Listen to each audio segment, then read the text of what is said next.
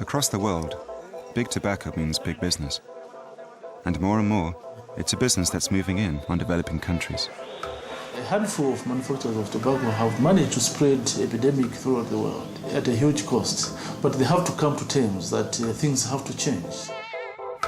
Tobacco has become a global problem, affecting people of every region.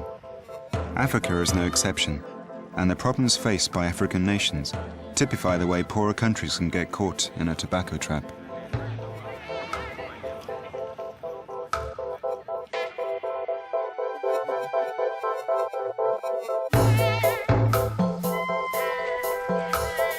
In central Uganda, another tobacco season is beginning.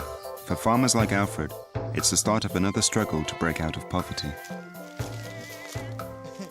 Generally, life in tobacco growing has become difficult, rough, and the whole exercise is tedious because moving around the whole year for just one item is not paying.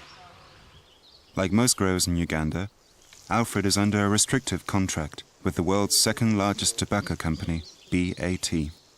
The services you get from the company are costly, as if you are taxed indirectly, because the chemicals, they are the only suppliers. They don't accept you to access it from shops, and they fix in a price at their will.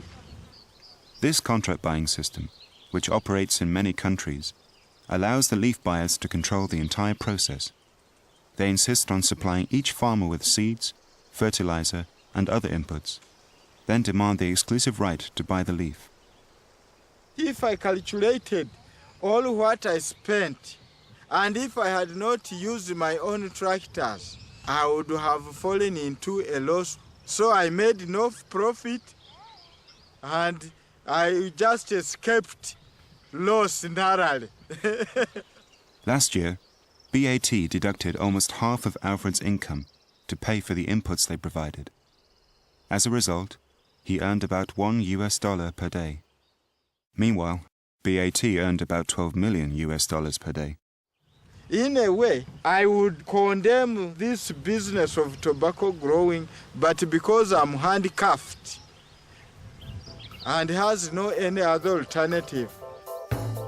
The economic power of the tobacco industry leaves a poor grower like Alfred with little control over his livelihood. This power can also be felt by governments. Last year, again, taxes were increased.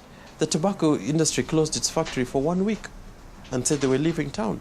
And the ministry backed down on that taxation increase. They need the revenue, but they backed down because the industry said they were closing their factory.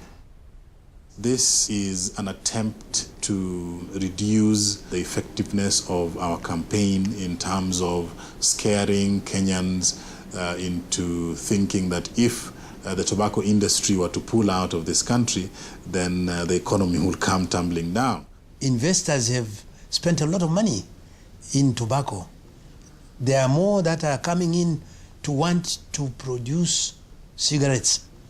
But I am telling them, I wish they could move away from producing of cigarettes.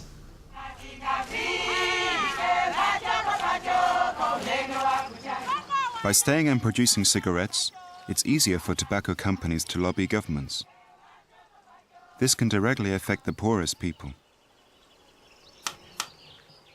Geoffrey, who lives in Kampala, has no regular source of income, but every day he goes out to buy cigarettes. Which brand of cigarettes do you smoke?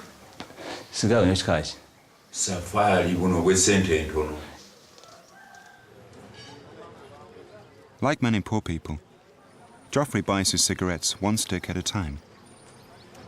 Despite the fact that cigarettes should not be sold like this, little is done to prevent the practice. Geoffrey is also a victim of the weak health warnings in use on cigarette packets. If you see the warning we still have on our cigarette packets, it's subject to debate whether tobacco caused harm or not.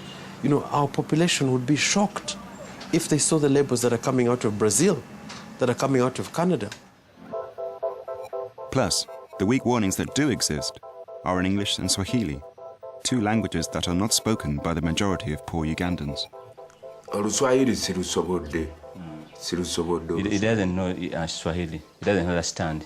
Okay. Yeah. Can you explain to him what it means? Means of health. Cigarette smoking can be harmful to your health. Okunywa sigala kiyinza okukosa obulamu bwo. Kikosa obulamu bwo. What do you think about the warning on the packet? Nja kumuvaako kuba kati nkitegedde nti mubi. Isaiah must also buy single sticks because he is so poor.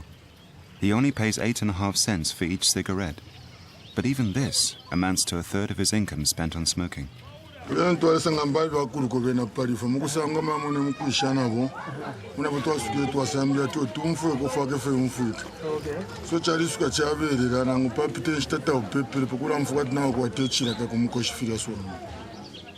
you are addicted to cigarettes now? Yes, he's addicted now. A classic victim of nicotine addiction, smokers like Isaiah present a real problem for developing world governments, a very expensive health crisis in waiting. When compared to other life-threatening epidemics, tobacco would not look like a big problem because its effects are not immediately visible as compared to AIDS, malaria, and so on. But I think it's a silent killer in that many people do not even associate the death of their loved ones to their previous records of smoking.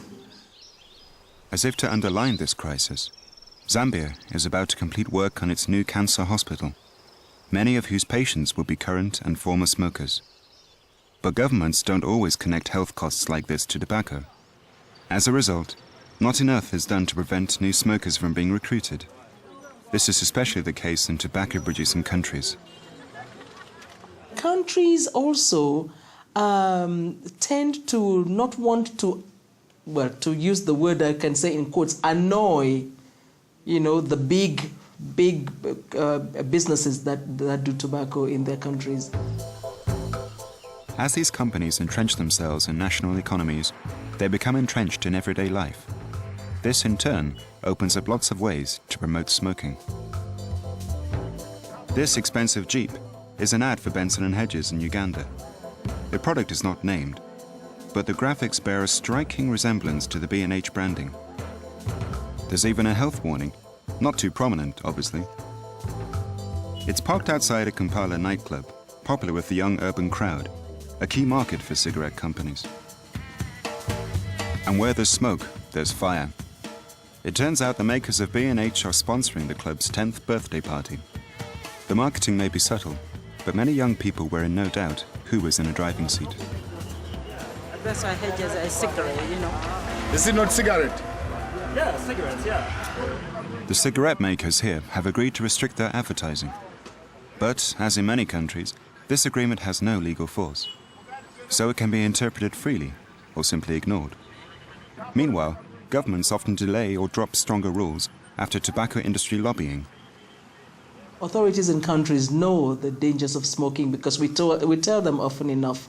On the other hand, they believe that they make some income, sizable income from cigarettes and cigarette tobacco products, and they do not want to lose that income. The simple truth is most countries do not make money from tobacco in the long run. Some experts believe tobacco costs 3 times as much as it purports to bring in. The tobacco industry will say that they give the government up to 6 billion Kenyan shillings. The health sector in general in a year spend about 18 billion treating tobacco-related diseases from the time it is farmed all the way to the time that it is consumed.